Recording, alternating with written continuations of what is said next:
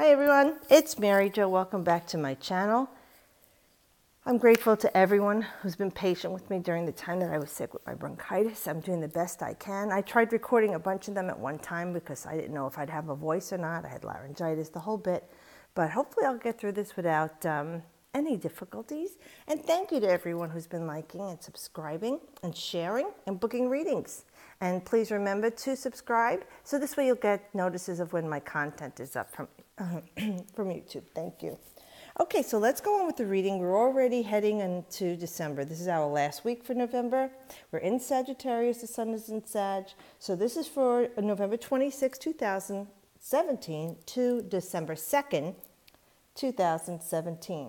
Now, just for the energy for the week, we do have a Venus moving into Sagittarius, December 1st. So now we know with Venus, this is your values. Your value of yourself, your self-esteem. This is love, yes. It is material possessions, things that you could take through life with you, okay? And it's moving into Sag, which Sag is so adventuresome and adventure-seeking and freedom-loving on the higher vibration. So for some of you, depending on what house it's in, this could be a time of fun for you and your family, or you and your friends, or even a romantic partner, or finding someone romantic and having a feeling of joyful play and adventure and freedom. For some of you on the opposite end of the spectrum, it might be that you're looking for your freedom from a relationship or from something that you have, something that you feel has a hold on you or is possessive of you, because we know that you seek your freedom. Like the arrow of the archer, you know, you aim for the truth, you know, you're focused on the target. You want to hit your bullseye. So anything that's in the way of that, you know, Venus is going to have fun in Sagittarius. Venus is very playful anyway. So hopefully any of you that have a strong placement in either relationships with this, or for yourself, your first house even, or in your home and career, this could be something very energetic for you, very pleasurable for you, something you enjoy. Okay. And Mercury, okay, have we told you about that? Chiron is going direct on November 30th. Neptune has gone direct on the 23rd. So these energies are intensified, okay? They're exalted. And then when we have Neptune is in Pisces, which that is its home sign, so it's dignified. We do have this energy of going forward here. Clearing up illusions, ending things, dissolving things with our Neptunian energy, but focusing, if it is on music or something dreamy, artsy, you know, you want to get into that too. It's compassion. And with Chiron is any wound sets that you're experiencing. You're looking to move forward from and let that release and be healed for whatever this is at this time in your life. But we're starting here. I'm using my Rider-Waite deck, but this is the 100-year anniversary deck. It's the illuminated deck. I do like the coloring better, too, on these. Okay, we start off with the Two of Wands. Now, this card is actually an Aries card. It's a fire sign card, your sister sign. With the Two of Wands, this is Mars in Aries, okay? This is really the first card of the first sign, the first days of the astrological year in the zodiac. It's March 21st to March 30th. So anybody who's got that birthday inclination, this is talking directly to you. Now we're looking in a past feeling here, and you know the energy is that you're looking away. So there was a duality to something going on here, because this is, excuse me, the energy of Mars and Aries. This is fire and fire. Now we are in Sag too. So you're looking at saying, okay, I'm focused. I have my eye on the prize, just like the arrow with Sagittarius is focused and aiming for the target. You're seeking the truth here. It's freedom. It's expansion. You know, you just want to go somewhere. So here you have work established here, something you were passionate about and driven. And you've already planted that. That one wand is pretty much, you see how it's solid and it's clamped and braced to the cement wall. Red, okay, that they say is the color of Aries. I'm an Aries sun. Red is not my thing, but it is a grounding color. And so this is a very grounded objective, and we do have the orangey red cloak. So we know that you have grounding stability of that root chakra. And then with the sacral chakra, this is your creative all spark. Very Mars and very Aryan energy. So you're looking out to what's next. Now it could be the two is you've finished something you had started, or you're established in that. Now you're looking to go further. For some of you, there's more work to be done. Now I have to tell you, since this is the fiery energy, it could be, let's say if it's a relationship or a partnership, your health, whatever it is in your life, you've done some of the work. You were inspired or you were energized. It could be you felt a renewed sense of life and passion for someone, something, or yourself. And now you're looking, what's next? What's out on the horizon for me? Okay, and that's what we're focusing on, outward. So you have the world in your hand. You literally are in the beginnings of developing something new or continuing the work that you've already done. That one energy is the idea, the spark. The two is the work you've progressed on, but there's more work to do, like before you go to the 3 energy, which is really creative and the next step. And then the 4 would solidify. So this is really new and early stage for you. So if some of you are resonant with, this is your birth date, okay, that time of 21st of March to 30th of March, this would resonate for some of you. Or if it's something that started back then at that time frame also, you're starting to see the progress now of your work and you're looking to continue on. What else can I achieve? What else can I manifest?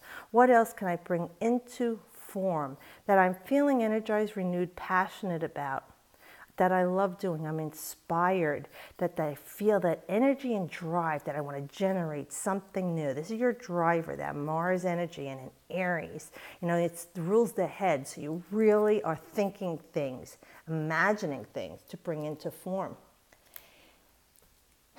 Wow. This card in the Tarot, all the Arians, if you looked at your solar return, if you're an Aryan-centric person, Sun, Moon, Ascendant, we talked about the Emperor is one of your major arcana cards. This card is Aries. The Emperor talks to us about, and again, look at the red cloak. All right, so we know that this person is very empowered. Whomever this is, if this is someone in your life who's helping you with this, or you maturing to this energy coming forward. Now, I'm not saying it's happening all this week. It could for some of you, but this could go out 3 weeks to 3 months. This, oh, okay, and yeah, that would bring us into almost a March energy as well. All right, so that could be also too, and it could be for some of us culminating from that Mars energy to a year from then, and I always tell you to reflect back on what you've accomplished in that Moon energy. But here, so we have someone who's very wise and driven. Now we have the number 4 here.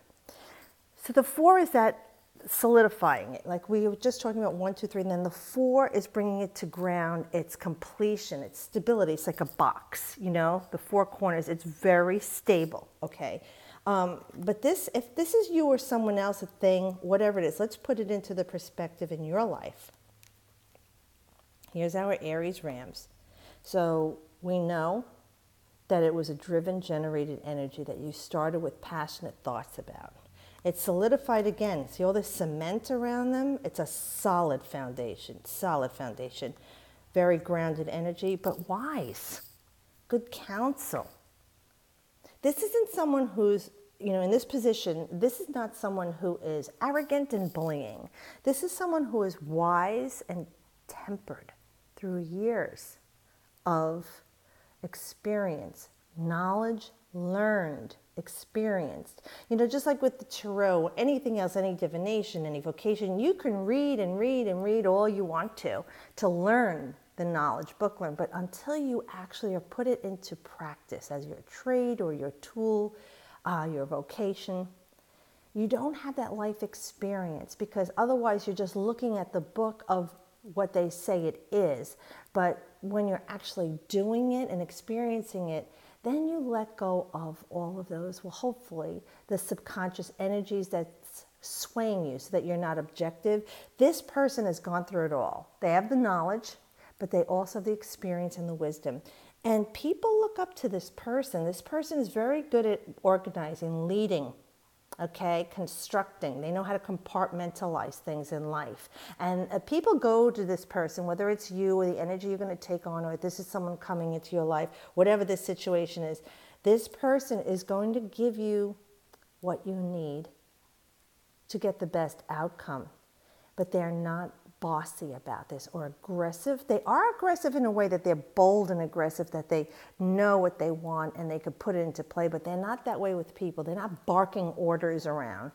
They are giving the guidance and the advice that you're asking for, that you need here. This person is not going to impart their wisdom on you through imposition. They will share their wisdom with you when you ask them to. They're very, very wise and very good at giving advice.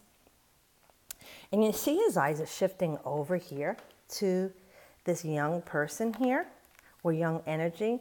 So we know that someone's got an eye on you. Now listen, it could be someone in spirit too, they're saying.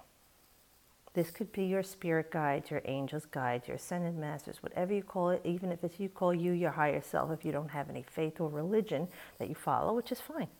This is looking over at you here. You know, they know you've got your eye on the prize, but they've got their eye on you to help you with this situation. So if there is someone present or a presence coming into your life, remember the reading, okay?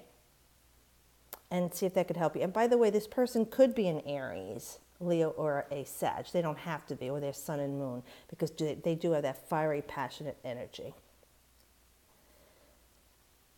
Okay, look at this. These are the exact opposites of each other in the Tarot. This card here is the Two of Swords, and this is September 23rd to October 2nd, when the moon is in Libra. So it is the exact polar opposite of our Aries energy here in the Libra, even in, you know, like our time frame here. It is the first card of the Libran energy.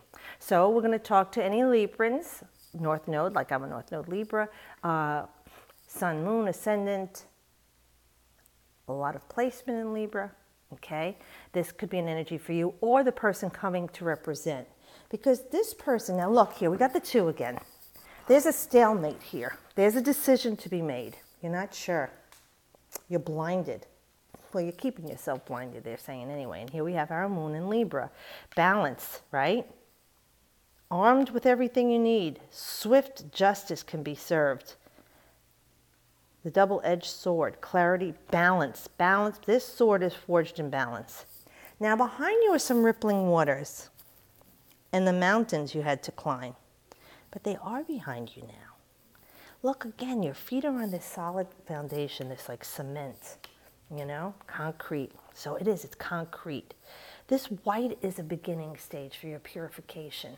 This opposite energy here. We have spring and autumn in the northern hemisphere, and would be the opposite of autumn and spring in the southern hemisphere. So this is something that we need you to purge and cleanse in order for you to make a clear-cut decision here. With this card, don't follow your emotions. You see the heart is covered here. They're like protecting themselves. There are times when you need to lead with your heart, others with your mind. This, you know, you have to see the logical way through this. You're keeping yourself blinded or blindfolded. You can put down the swords, take off the blindfold, but you're choosing to stay in this confusion, vacillation, you know, like you're weighing the decision. You know what you want to do. See the moon here? Do not worry about your emotions getting in the way here. You need to be sensible here. Make the logical choice. So if this is someone here is helping you and you're going on your way here, then you hit this impasse. Oh my gosh, should I do this? Should I do that? I'm not really sure. Look, we all have that. If everything was clean, cut, and dry, yes and no, we'd be bored to hell in this lifetime. These are the nuances we wrote into our storyline to wake us up, you know, to shake you and wake you, to see how much have you learned, where have you grown. Especially with Libra, this is harmonic balance. So we're going to say within you is the answer. Seek the truth within yourself with the harmonic balance within you. Ground yourself to Gaia, okay? Keep saying, I cleanse, purge, and balance my meridians, chakras, auric field, you know, prana. I'm cleansed, I'm purged, I'm grounded.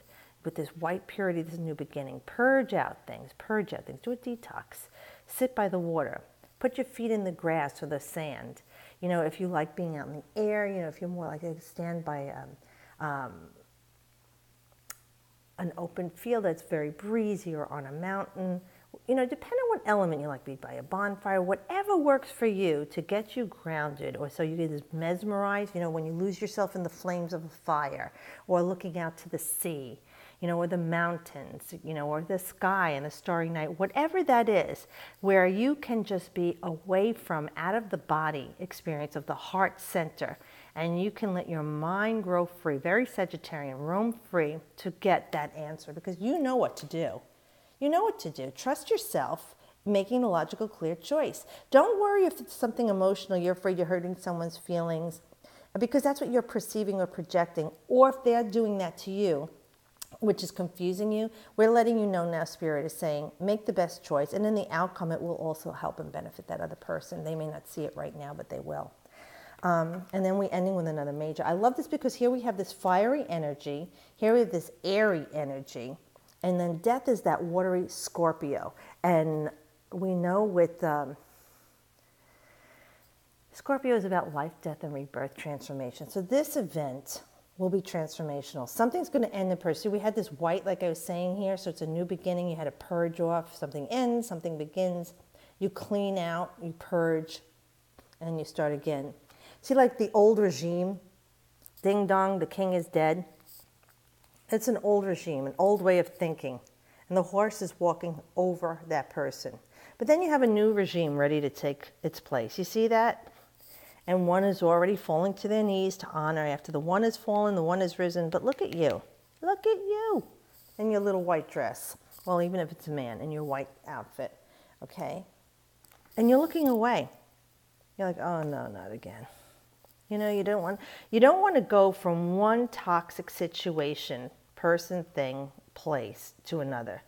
You know the difference now in this. 13 is the number of waking humanity. There are 13 points in the cube of Metatron, 13 archangels. 13 is a very magical and spiritual number, and that is why they don't want us to believe in it. They teach us of fear of the 13, like they killed almost all of the Knights Templars on February 13th. Was a Friday when the church crucified all those men who had given their lives to the crusade. Okay, so they want us to learn fear of 13. 13 is about awakening, and sometimes you have to die a little bit or close off things to be reborn into something new. Again, this purification process. We have the white horse and the black cloaked skeleton. Yin and yang energy.